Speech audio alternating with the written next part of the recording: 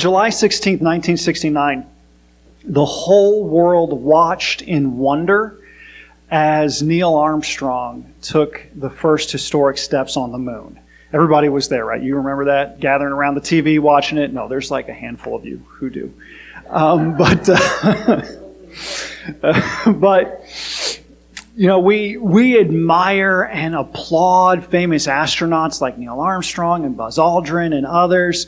But the success of the Apollo 11 mission and other similar space launches wasn't due to the courage and skill of the astronauts alone. Rather, back here on Earth, there's an entire team of engineers and scientists and experts working behind the scenes in what's known as mission control, monitoring everything, every aspect of the mission and providing guidance and support to the crew. And the same is true when it comes to the mission of the church. God is our ultimate mission control, providing us with guidance and instruction every step of the way. And every member plays a unique role in achieving and accomplishing, carrying out that mission. We need to work together as a team, following God's instructions and guidance and using our unique gifts and abilities to accomplish the mission that God has given us. Now, last Sunday we began to explore the threefold mission of the church, at least as we have defined it here at Blooming Grove. And that mission comes to us primarily through two passages of Scripture, the Great Commandments and the Great Commission. Jesus gives us the Great Commandments in Matthew 22 and several other places as well, but Matthew 22, verse 37 through 39, Jesus said, "Love the Lord your God with all your heart and with all your soul and with all your mind. This is the first and greatest commandment. The second is like it, love your neighbor as yourself." So this is the first and second greatest commands ever given in the entire Old Testament. Jesus reiterates them and says, this is top priority. This is your purpose and your mission. And then we find a little later, just before Jesus ascended into heaven, He gave His disciples what's known as the Great Commission. And He says in Matthew 28, "Therefore go and make disciples of all nations, baptizing them in the name of the Father and of the Son and of the Holy Spirit, and teaching them to obey everything I have commanded you." As I said last Sunday, I'm convinced that a great commitment to the Great Commission and the Great Commandments will make us a great church.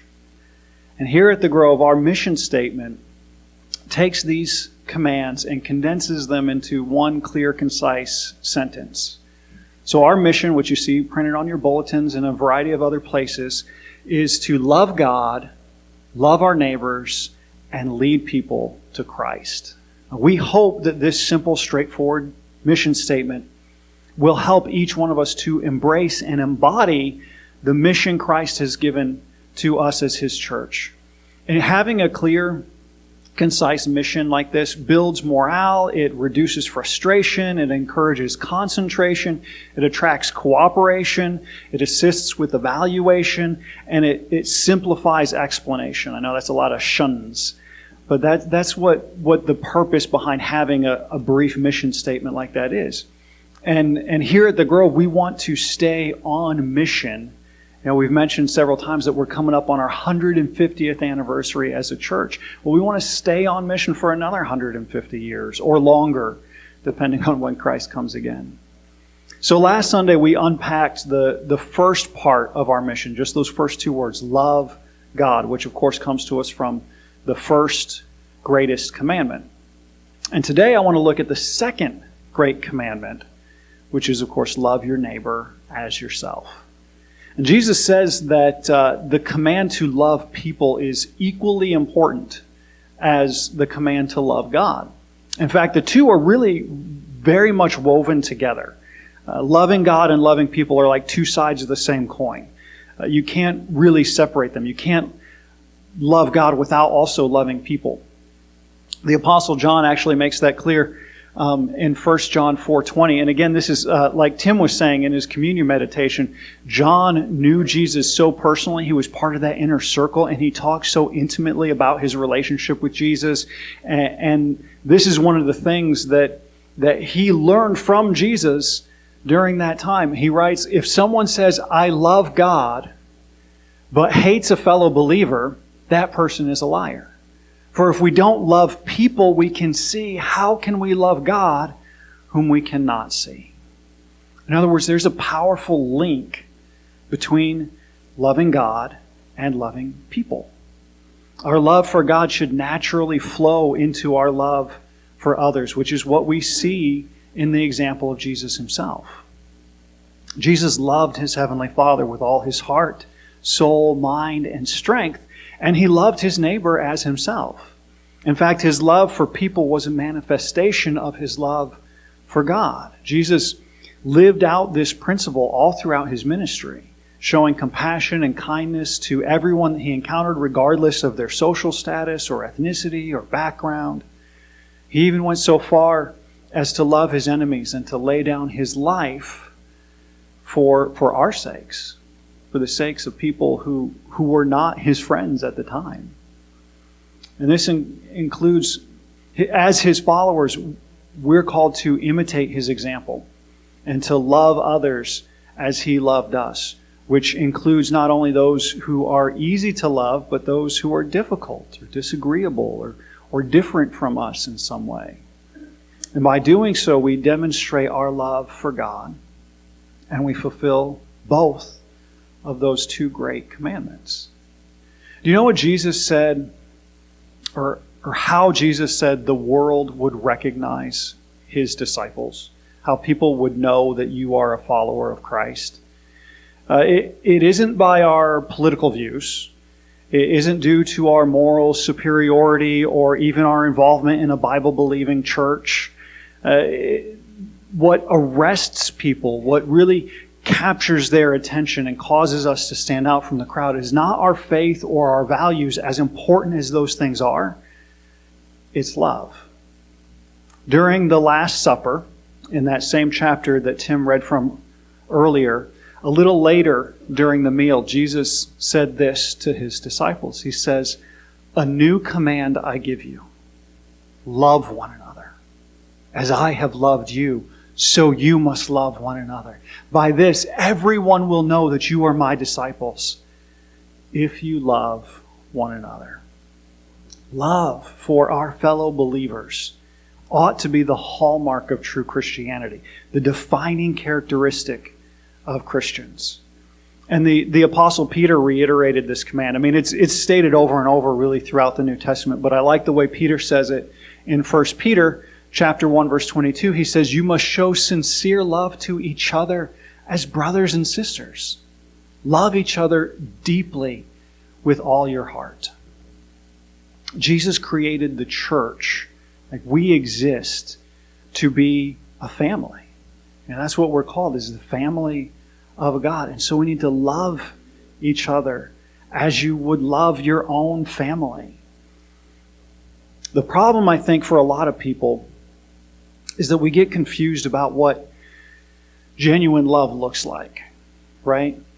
I mean, when I watch television or browse the internet or scan magazines in the checkout lanes, it's clear that our world has embraced a distorted view of love. We've got one of our streaming channels at home is Peacock, and they've been running ads for the various shows that they have on there all the time. And we've been seeing ads for The Bachelor a lot lately. If you ever want to have a confused view of love, watch The Bachelor. But this one particular ad just drives me nuts, because there's this short clip of this lady, and she's beautiful, she's all made up and everything, and she says, "I definitely blacked out, but it wasn't due to alcohol, it was due to love."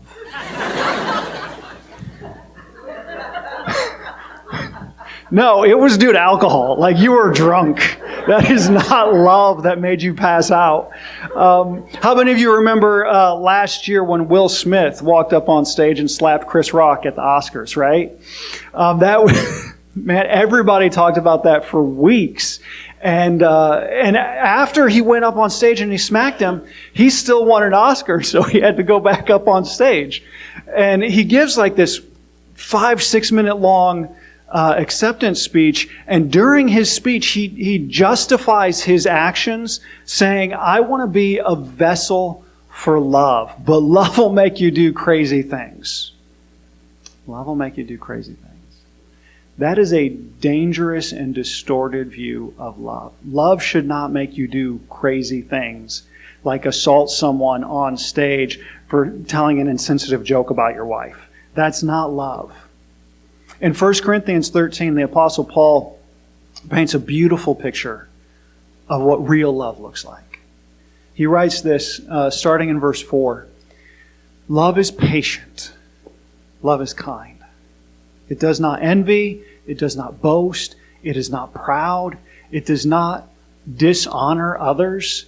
It is not self-seeking. It is not easily angered. It keeps no record of wrongs. Love does not delight in evil, but rejoices with the truth. It always protects, always trusts, always hopes, always perseveres. This is what love looks like. And in this passage, Paul employs a kaleidoscope of colors and hues to describe the full spectrum of love. In the original Greek, all 15 of the terms Paul uses here are verbs, which means that love is not simply a feeling or an abstraction or passive. Love is active. Love is a verb. Love is only love when it's acting, right? Love, in other words, isn't primarily how we feel about people. Love is how we treat people, right? It's not just how you feel, it's how you act, how you treat them. And so it's the conscious choice to be polite, because love is not rude. To be self-sacrificing, because love is not self-seeking. It's not all about me. To be slow-tempered, because love is not easily angered. Quick to forgive, because love doesn't keep a record of wrongs. This is what real love looks like, and this is how God calls us to treat one another. But of course, the command to love your neighbor isn't limited just to one another, as in like each other here in this building, right? Now, most Jews in the first century in Jesus' day, they realized the importance of loving their neighbor. Like they knew that was an important command. That was originally given in Leviticus 19:18 or 18:19, 19:18. Leviticus 19:18 was when that command was first issued. And they understood that this was an important command. Yeah, you have to love your neighbor. But they often limited the word neighbor to include only their fellow Jews who lived godly lives. Right? So like they didn't have to love the Romans. Those were their oppressors. They didn't have to love the Greeks. They didn't have to love prostitutes or tax collectors or anybody else that they deemed unworthy. They only had to love people that were like them. Right? And so Luke's gospel contains an interesting exchange. In Luke chapter 10, Luke says an expert in the law questioned Jesus. He comes up to Jesus and he asks, "What must I do to receive eternal life?" It's a good question, right? And he's asking the right guy. He has the right question. He has the right person to get the answer from. But Jesus, instead of just answering the question directly, he does what he often does. He turns it around and he asks a question in return. He says, well, what does the law of Moses say? How do you understand it? What does the Bible say? And so the guy answers. He says, well, love the Lord your God with all your heart, all your soul, all your strength, all your mind, and love your neighbor as yourself. Like he was listening, right? I think he was listening to Jesus speak earlier. He had the right answer. He knew the answer to the question he was asking. And Jesus, I can only imagine him smiling widely as he responds. He says, that's right, do this and you will live. But then Luke says, wanting to justify himself, he asked a follow-up question. He asks in verse 29, and who is my neighbor? See, he didn't want to love everybody. He's like, can we limit this to a certain group of people? Can you tell me exactly who my neighbor is? And in response to this question, Jesus tells the parable of the Good Samaritan. You guys are familiar with that one, right?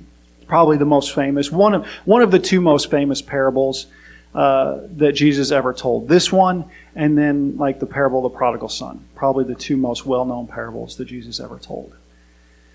And so it's the story of this guy who's traveling from Jerusalem to Jericho, and along the way, bandits attack him. They steal his money, his clothes, and then they beat him half to death and leave him laying on the side of the road. And after a little while, a Jewish priest comes by. And the priest sees him there, but he just ignores him and keeps walking. And then after a little longer, a Levite, which would have been like a temple servant, somebody who works in the church, walks up, and he sees the guy there, but again, just passes by, doesn't do anything. And then a little while later, a Samaritan walks by. He rushes to his side. He takes care of him. He gives him first aid, bandages him up, puts him on his own donkey, takes him to the nearest inn. I don't know if it was a Motel 6 or whatever. He finds some place to put the guy up. And then he goes and he tells the innkeeper, he's like, hey, take care of this guy. If you have to spend any money to take care of him, just put it on my bill. I'll pay it when I come back through. And then he does. And Jesus concludes the story by asking in verse 36, now which of these three would you say was a neighbor to the man who attacked the bandits? The priest, the Levite, or the Samaritan? And the obvious answer is the Samaritan. And that must have been so painful for that Jewish man to answer. So this parable emphasizes two important points. First, it again shows us that love is manifested in action, right? I mean, the Samaritan didn't just see the injured man and say, oh, I will pray for you, I hope you feel better, and then keep walking. That's not going to do anything. The Apostle James, actually, Jesus' brother, he writes about that. He's like, you can't just say, I'll pray for you, and then not actually offer any help to the person that needs it. Like, it has to be both, right? And so he doesn't just go on his way. He actually stops and he takes time out of his day and money out of his pocket. This Samaritan demonstrated love through kindness and self-sacrifice, just like Paul described in 1 Corinthians 13. And this act of kindness was not only time-consuming, but costly.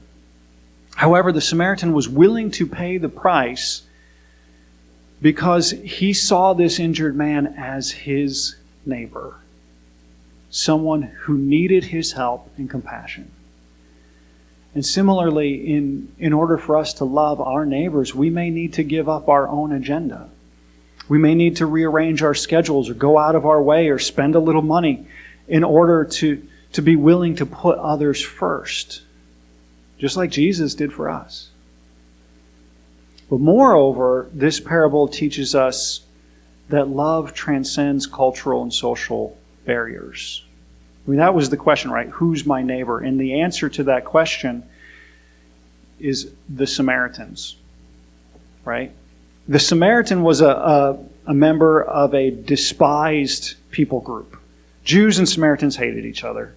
And they had a long history. You know, the Samaritans were actually half Jewish and half Assyrian. And the full-blooded Jews thought that they were traitors and half-breeds, and they weren't welcome in the temple. And the Samaritans hated them just as much because they hated, each other. And it was just like this centuries-old hatred between the two people.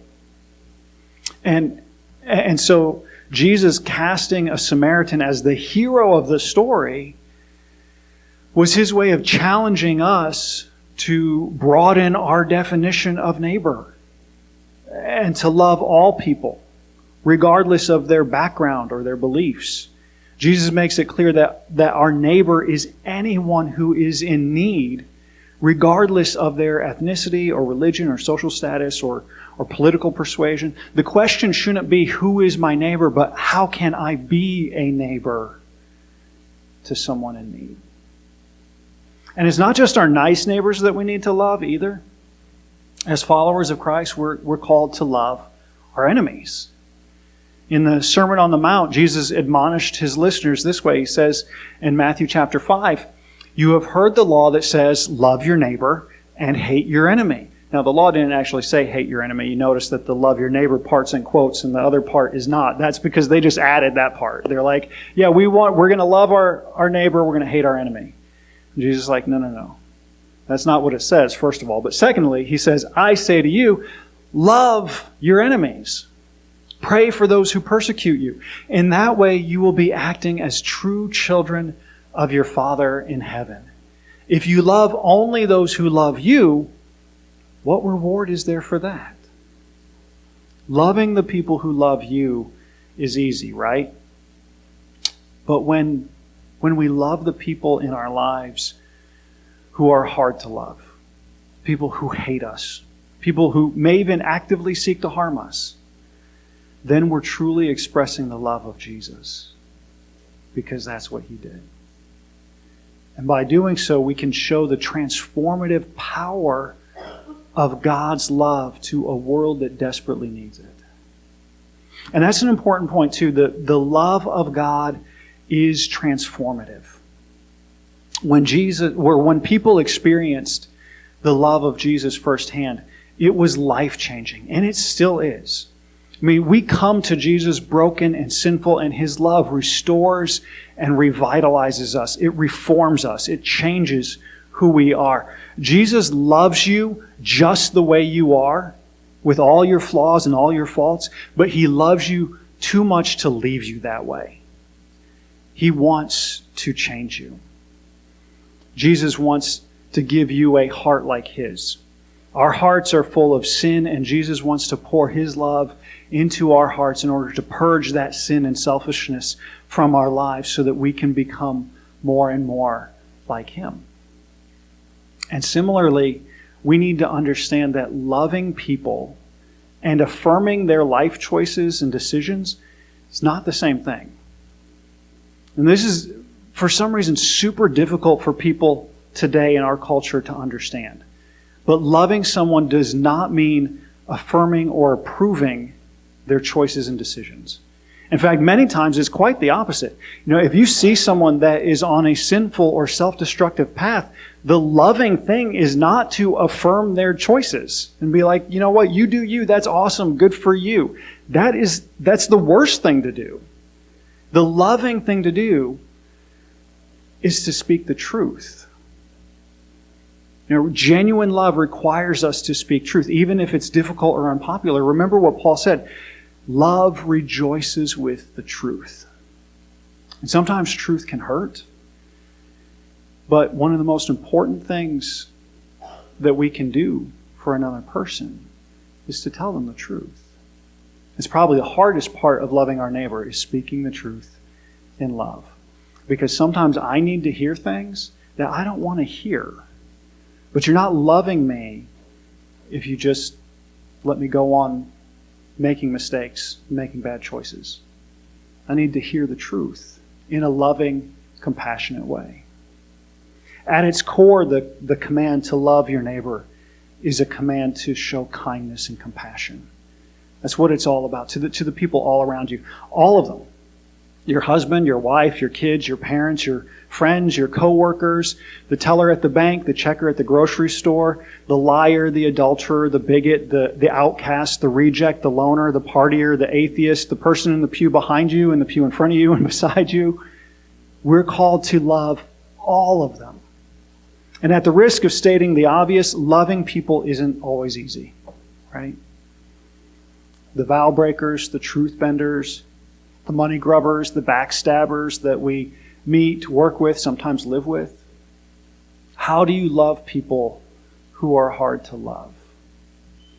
Our typical strategy is to dig deeper and try harder. I'm going to love that person if it kills me, and it just might. But I think there's a better way.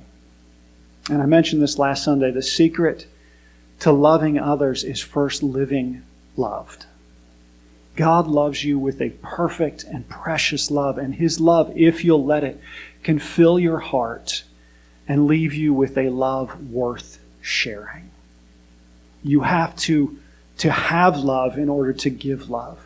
You have to fill your cup in order to pour into someone else's cup. So you have to receive God's love for you, and then you can give God's love to others. By living in God's love, we are empowered to accomplish our mission to love our neighbors as ourselves. I want this church so much to be a community of love. I want to be able to come here. I want you to be able to come here and just feel totally and completely loved, no matter what's going on in your life.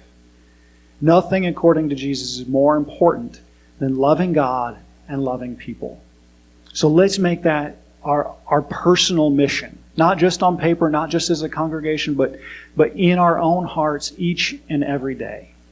If we love one another, if we love the people around us as God has loved us, we will become a church of love that just acts like a magnet, drawing people who are starving for love into the presence of Jesus and the salvation that He offers. And that leads us into the third part of our mission statement. Next week, we'll explore the last essential component of our mission, which is leading people to Jesus, leading people to Christ. In the meantime, I want to invite you just to receive the love of Jesus this morning. Let His love flow in and through you so that you can love the people that He's put in your path. Let's stand and sing together, church.